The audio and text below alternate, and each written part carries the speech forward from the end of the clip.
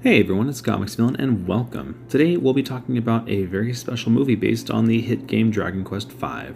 This one's called Dragon Quest Your Story, and you can find it on Netflix. So, the game itself had a very interesting release history, where we didn't get it till much later than Japan. It first came to Japan and was the first in the Dragon Quest series to be released on the Super Famicom. It would go through several remakes before we would later get to experience it for ourselves on the Nintendo DS in 2009, and later on on Android and iOS. The story is pretty fun.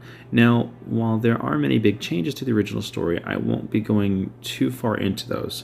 I'll primarily be focusing on this film as much as I can. I will say that we get a very quick breakdown of the childhood years of our protagonist and then start the story around the time he becomes a slave. It was pretty fun seeing things go at a near breakneck speed in terms of story development and growth, all packed into close to 2 hours. It never felt too much or too little. Instead, we got something different from the game that was purposely different, and there is a huge reason for that you'd experience later on in the movie. It was dark at times, lighthearted, funny, sad, action-packed. Oh man, the action in this was insane. The fights were something special, and I truly hope we get more like this in the future. The only real issue I ever had with this was that the dub itself, while great voice acting, quite often suffered from voice-to-mouth sync issues with the characters. I got through this okay, even with that, as it's not the worst I've ever seen, and there was plenty going on to overlook such a thing, so it wasn't a big deal. The ending was pretty special, and I do want to talk about this a little bit. I feel they were trying to speak to fandoms, to fans, passionate fans, and some of us, we get older, we have our lives, our families, our new jobs, we have new responsibilities, but there's some things some of us just don't shake off. We're passionate about an old game series. That would go for things like Final Fantasy VII. That's going to be coming out pretty soon. 20 years ago, man, that's when they made it for PS1, and people have been crazy for it since. You can say the same for Kingdom Hearts and Dragon Quest games, Final Fantasy games, Tekken, Street Fighter, all that. People still remember that stuff 20, 30 years later. So there are those who would look down on people, for their passions and actively try to mess with them, make claims that they're not old, they're not acting their age or grow up or that. This took that and used it in a very interesting and nice way as almost a message to those people that would, feel like less than because they still have those passions or the memories, at least. Our passions, these games, these fantastic stories, they are but another reality, and our time spent with them is very real and has value. And I thought that was a beautiful message. They help to change us into the people we are. So all in all, I really appreciated this. In the story, you have the main protagonist named Luca. You have Bianca still, who will come into the story later on, as will other heroes characters that you'll remember from the game.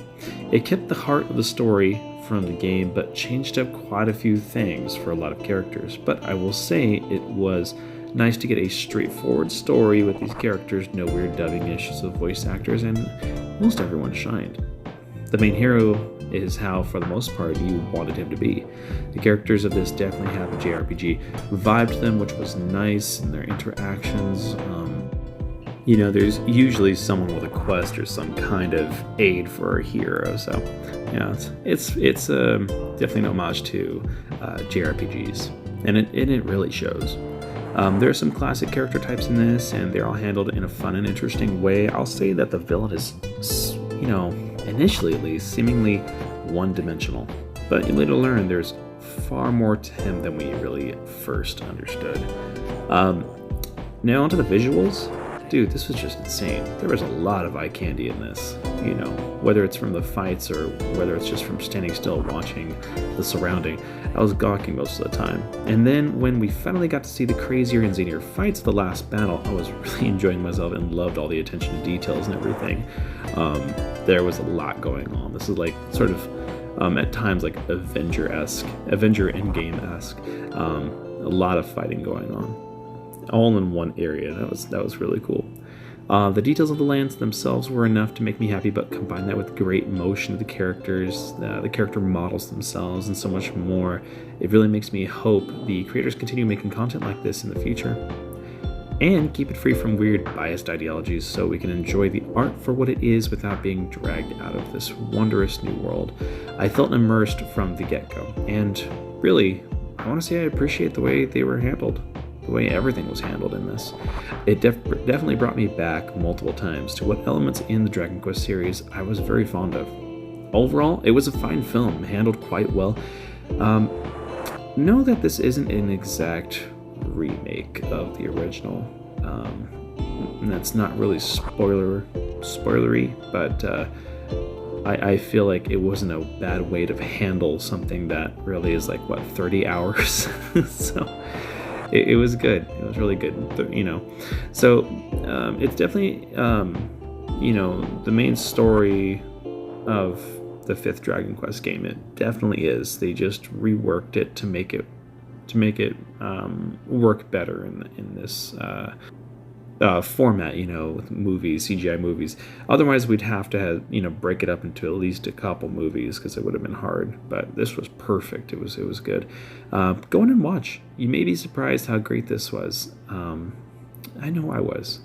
In any case, thank you all for watching. Don't forget to hit that subscribe button and help us reach 1,000 subs, where we will be doing a giveaway for Final Fantasy VII Remake for PS4, as well as a free bus sketch from Raven Monroe. April's coming fast, and so too is the release of Final Fantasy VII. I hope to reach 1,000 by that time. With your help, we will. I will see you on the next video. Take care, guys. Have a great rest of your day.